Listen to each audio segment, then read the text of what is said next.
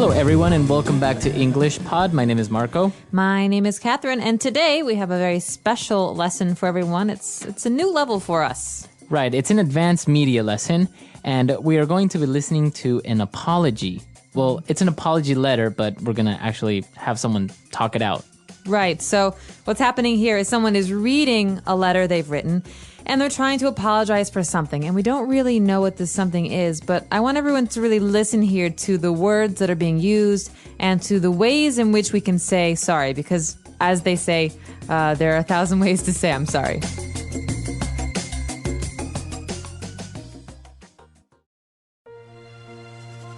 Dear Mary, I come here today in this way because I need to apologize to you. I failed you. Although I did not lie to you in words, I lied to you with faces that did not belong to me. I never meant to ruin the friendship that meant the world to me. You mean the world to me, and now I come to you asking for forgiveness. If in your heart you find you can't, then I will understand and learn from this experience. You came into my life at a time when I needed you the most. We talked about so many things that I started to realize my heart and my soul could actually feel something other than hurt. You placed comfort where there was fear, confidence when there was doubt, a shoulder where tears could fall, and completeness where there was emptiness. I wanted to hold on to this so badly that I did whatever it took for you to notice. What I didn't realize was that I could lose my entire being, all of who I was and all of that I had placed in you. I wanted to be the one who would be there when you needed to talk. I wanted to be the comfort for your soul when the world was too much to handle. I wanted to be strong for you when everything else seemed impossible. I wanted to love you in only the way you deserved to be loved, never realizing that I was destroying myself and you. Somehow I needed you to be a part of my life. The only problem was that I was willing to jeopardize everything to get that done. All the things that I told you about how I felt and how you make me feel were true. Nothing else mattered to me except hearing the laughter in your voice when you were happy. You made my days easy to get through and my nights peaceful. You helped me look forward to another day. Even though distance separated us, just being was enough. I'm sorry for hurting you, and if I had to do it all over again, I would have been 100% with you. Forgive me, please.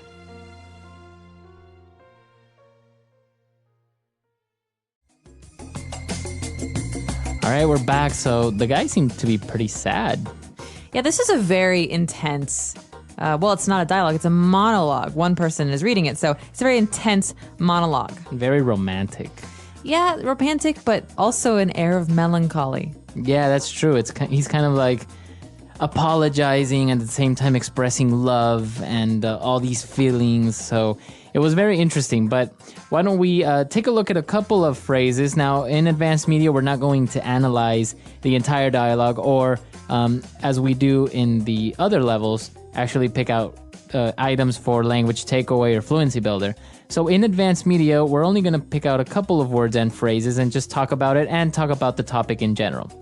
Exactly. And so one of the first phrases that we decided to talk about here is this phrase, I failed you, because this is really the theme of the letter. Right. So if you fail someone, it means that you let that person down. Okay, so you fail someone, I failed you, or you can say, he failed me. So when I really needed that person the most, that person didn't come through or let me down or failed me.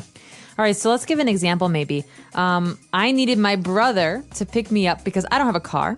And my brother was supposed to pick me up at 4 o'clock and he forgot. He didn't come. So he really failed me. All right, he failed you. Yeah, I was disappointed. Well, that's not as serious as what happened here in this letter, I think, right? I think so, but we can talk about what did happen. I think I have a theory, and I know you have a theory, so we can talk about that in a minute. But before that, we have some other phrases about forgiveness and disappointment. Right. Well, he also said, you mean the world to me, and now I come to you asking for forgiveness. Okay, so we've got a positive and a negative. So the positive here is, you mean the world to me. You mean the world to me. Mm-hmm. This means you are so important to me. You're one of the most important people in my life. You're worth the entire world, in my opinion. Yeah, it's a very poetic way of saying you're very important. Yeah. And then he says, and now I come asking for your forgiveness. Okay, so this implies that he did something wrong. I come asking for forgiveness. So in English, we ask for forgiveness. You can also beg for forgiveness. Right. So please forgive me. But this You can't demand forgiveness, though. I demand you forgive. No, that doesn't quite work. All right. What else do we have? We've got the world again here. He says, the guy who's reading, he says, I wanted to be the comfort for your soul. So this is very, again, poetic. When the world was too much to handle. Wow. Too much to handle is a really important English phrase. Right. And I'm sure you've heard it before, but we could talk about it a little bit here. Right. So he says when everything else was too much to handle. So everything was so difficult or it was overwhelming. Right. So you could say even in the office, man, all this work I have to do, it's too much to handle. Right. Okay. So too much to handle. You could also say a child is too much to handle. I think they said this about my brother. He was very difficult growing up. Too hard. He's too difficult to handle. All right. Well, what about in the part where he says, you placed comfort where there was fear, confidence where there was doubt.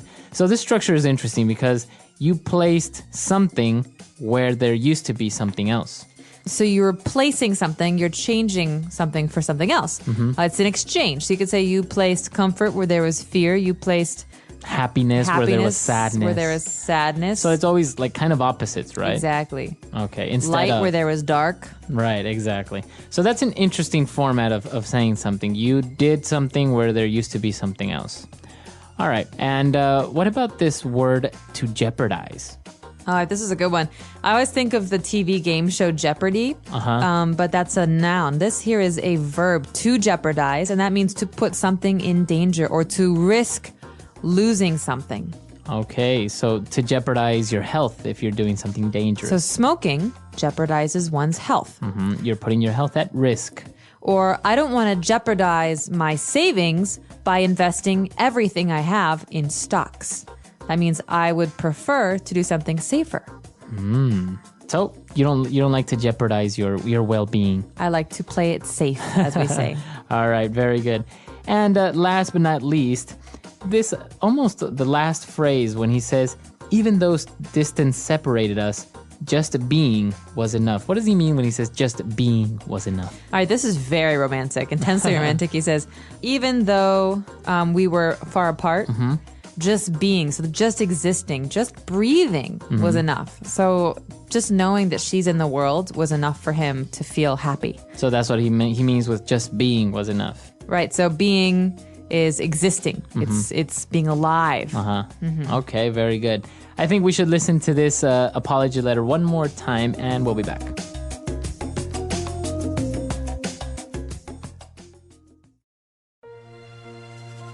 Dear Mary, I come here today in this way because I need to apologize to you. I failed you. Although I did not lie to you in words, I lied to you with faces that did not belong to me. I never meant to ruin the friendship that meant the world to me. You mean the world to me, and now I come to you asking for forgiveness. If in your heart you find you can't, then I will understand and learn from this experience. You came into my life at a time when I needed you the most. We talked about so many things that I started to realize my heart and my soul could actually feel something other than hurt.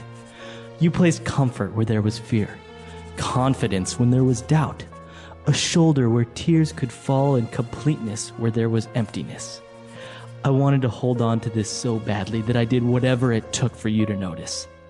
What I didn't realize was that I could lose my entire being, all of who I was and all of that I had placed in you. I wanted to be the one who would be there when you needed to talk. I wanted to be the comfort for your soul when the world was too much to handle. I wanted to be strong for you when everything else seemed impossible. I wanted to love you in only the way you deserve to be loved, never realizing that I was destroying myself and you. Somehow I needed you to be a part of my life. The only problem was that I was willing to jeopardize everything to get that done. All the things that I told you about how I felt and how you make me feel were true. Nothing else mattered to me except hearing the laughter in your voice when you were happy. You made my days easy to get through and my nights peaceful. You helped me look forward to another day. Even though distance separated us, just being was enough. I'm sorry for hurting you. And if I had to do it all over again, I would have been 100% with you. Forgive me, please.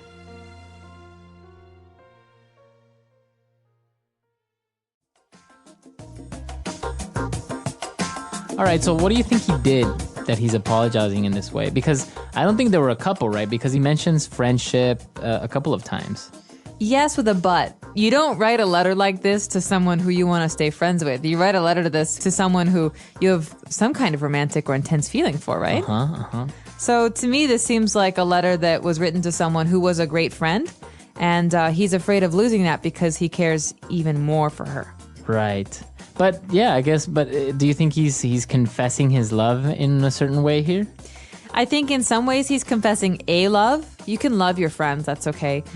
But more than that, he's apologizing for something that he thinks has completely destroyed their friendship. And that is where I'm very confused because I have no idea what he did. Well, maybe he did something that let her down. Maybe he became jealous of her new boyfriend or something like that. Yeah, or maybe it's something catty, like he was supposed to do something with her and ended up doing something with other people and left her out or embarrassed her in front of people. It's hard to say. Have you ever written an apology letter? Yeah, I have. I've written a few apology letters.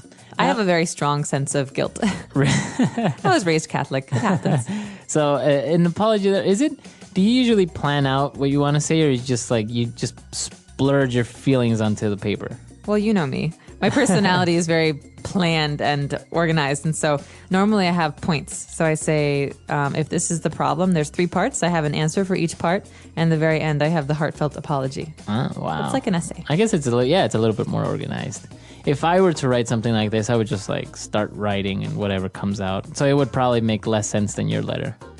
Well, I just try to stay on focus, stay on point, and address the matter at hand, because otherwise then you get into other stuff and you can make people more angry. Right. But it is really important to write an apology letter. Now, some of the words and phrases and the vocabulary used here can be used in circumstances that are not only romantic, right? You can be used in a professional way as well, right?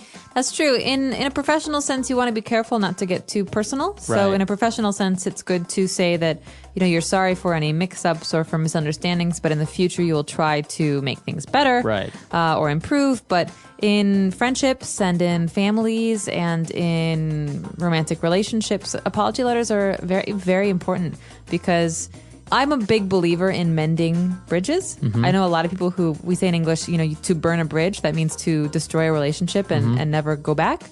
But I like to mend bridges to make sure that people who I was friends with don't, if we have a fight, don't just hate me forever. Right. That even if there's a disagreement, that they understand my perspective or that I understand theirs. Yeah, that's true. I think that's important. What about apology emails? Do you agree with those? I think that they are a necessity of the 21st century. I mean, I live far away from most of my friends and family, and so it's important for me to be able to communicate in any way. But, and sometimes, I'm very shy with some people, so sometimes it's hard for me to talk on the phone because I get stuck and then I can't think of what I wanted to say.